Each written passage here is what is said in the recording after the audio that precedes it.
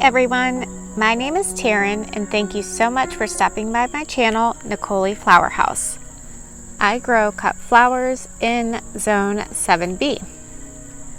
Not a whole lot has changed since you've seen the garden last. It's still crazy messy, but there's still a lot to look at. I've been thinking about what I can do with this celosia. It has already gone to seed, so it is not good to use in fresh arrangements because it'll just make a big mess. I'm thinking I am going to cut and arrange a lot of bouquets with this and try to dry it and save it for Valentine's Day. Once I dry the celosia for those bouquets, all the seed will fall out, so hopefully I can collect the mess and not pass that along to those who buy the bouquets. I have a lot of nice colors for that, a lot of peachy corals, pinks, and pastels, so I think that'll be a really good experiment for me to try. I never did end up planting my tunnel with sunflowers, but all of the soil I used had celosia seed in it from last year. I'm really going to have to pay attention to the celosia situation in upcoming seasons because it seems like a little invasive. But I do want to use these stems for my Valentine's Day arrangements as well. I was planning on trying to force some ranunculus for Valentine's Day. I don't know if that'll work out. I'm finding what I will have to do somehow is get them more light hours, and I just don't know if I will be able to do that. I do want to try my hand at maybe forcing some tulips. I also would like to mix some of this eucalyptus in with the celosia for those dried Valentine's bouquets.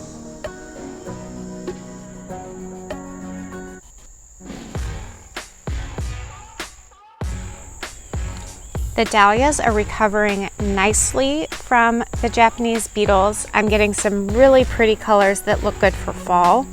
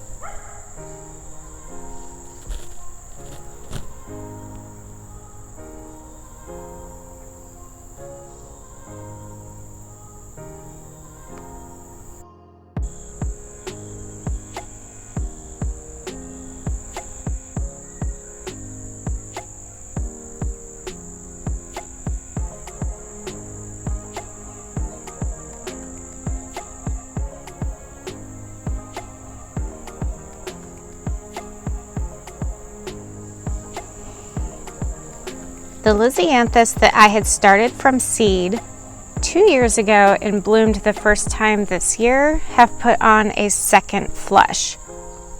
I would definitely not describe them as cut and come again, but they will put on new blooms, I'm finding. This variety of lisianthus is called Roseanne Green. I know this is a favorite for a lot of people, but I don't think I'm going to continue growing this color.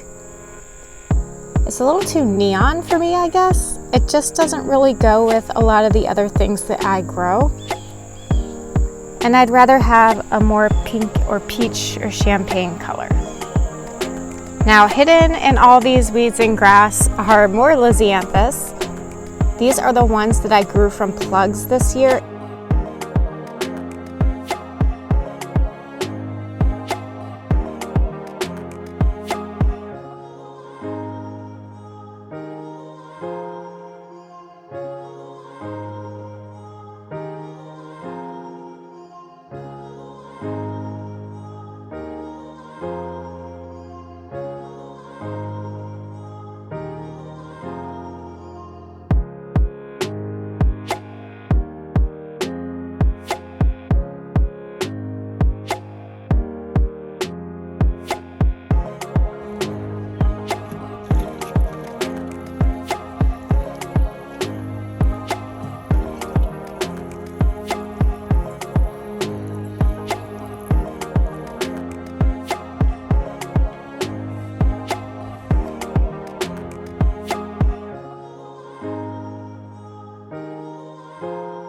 they did really well for me. So I'm hoping that I can get these beds cleaned up so I can overwinter these plants and keep them for next season. Now every fall I have really awesome chrysanthemums come up, and this year I think they got really choked out by this oregano, which has really died back and doesn't look great. So I may take the opportunity to start over with this bed and just take all of this out, maybe get some new plugs for the mums, maybe not. I'll really miss them this fall if they don't come up, but there's not very many poking through. Now when I was mowing pathways and trying to clean up, I found a pumpkin that must have self-seeded. The vine does not look in good shape though, so I am unsure if this will be usable or not. I have a feeling that's a blue Gerardel, so that's the usual coloring for this pumpkin. I'll just have to keep an eye on it and see if it rots at all. So the next things I'll be working on is cleaning up the mess of all these grassy weeds. Now I know this looks awful, and it's not great, but I've already started and I got this bed done, and it only took me like 30 minutes. And I think once I get the hang of it, it'll get quicker and quicker. It's not ideal, but it's not unfixable. Because this grass is rooted in the raised beds and not the ground, it's pretty easy to pull it out. This area in the front here, I've just cleaned up. There's a lot of brush. I pruned these hedges back. But once I get that cleaned up, there is a lot of open space in this garden bed. You can see that these are peonies, but all of this in here is open, and even like a lot of space in here. And I'm going to use that to plant all of my ranunculus that I have left over. I have new ones coming, so I want to start over with fresh corms for next season. So this is just where I'm gonna put all of those leftover ones, and we'll see if they bloom.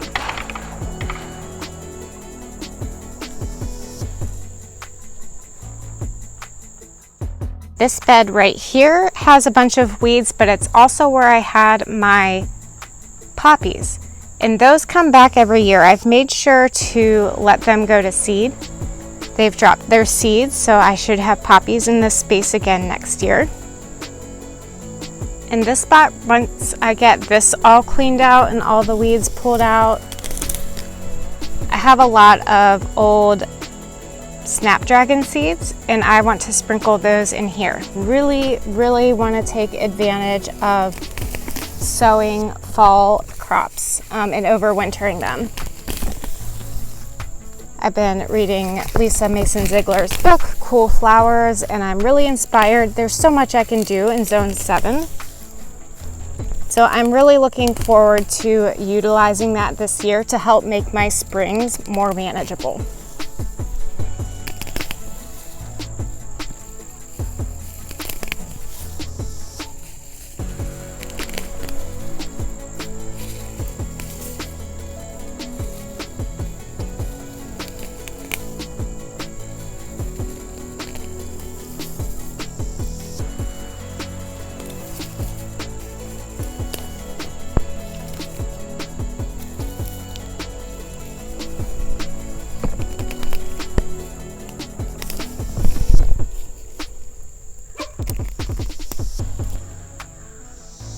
Okay, after I pulled a few out of there, I couldn't resist, so I cleaned it up. Only took me about 10 minutes. And I'm also just throwing all the grass in the pathways. It'll stay here and dry out a little bit, and then I'll mow it up. I'm saving myself a lot of time by not composting anymore. I know that's probably disappointing for a lot of people, but I'm just really needing to find ways right now to make this more manageable and more efficient. My winter berry here has a nice display of berries. Last year I waited too long to harvest these and the birds got them all. So this year, as soon as they look good and ready, I need to harvest these so I can try to make some wreaths out of them for the holidays. I think these will definitely turn a brighter red if I let them go longer.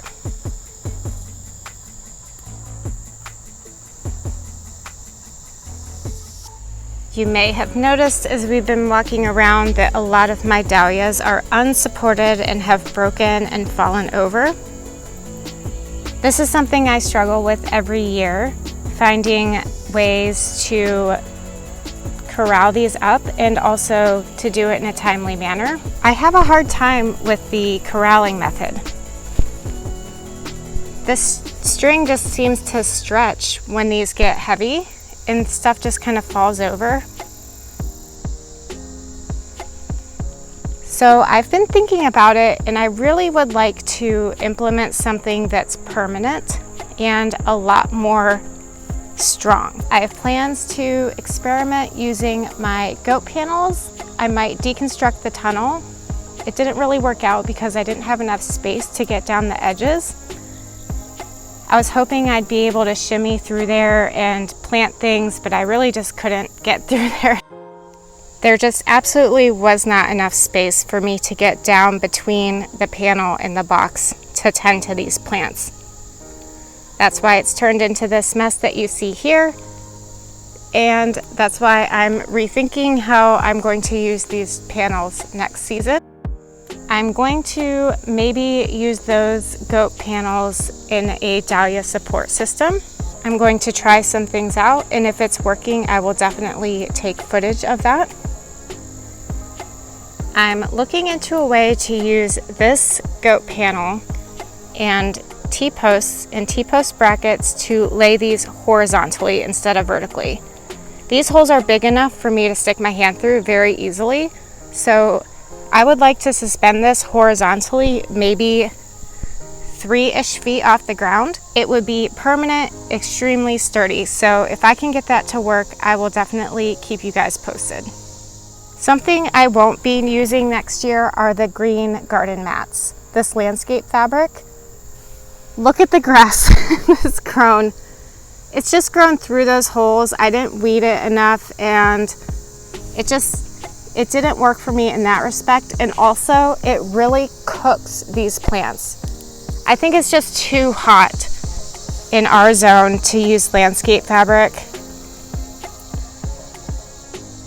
At least for me anyways. There's probably tricks and things I'm supposed to be doing that I'm not, but I had a lot of my plants just not do well. And obviously grass took it over anyway, so it didn't eliminate the need for me to weed and have maintenance. The grass here is just very aggressive. So I will be mowing this over and taking the landscape fabric up for next season. Well, that is all for today's garden update. I hope you enjoyed it. If you did, give it a thumbs up. The best way to support me and my channel is to subscribe and share it with your flower-loving friends. I'll see you next time. Bye.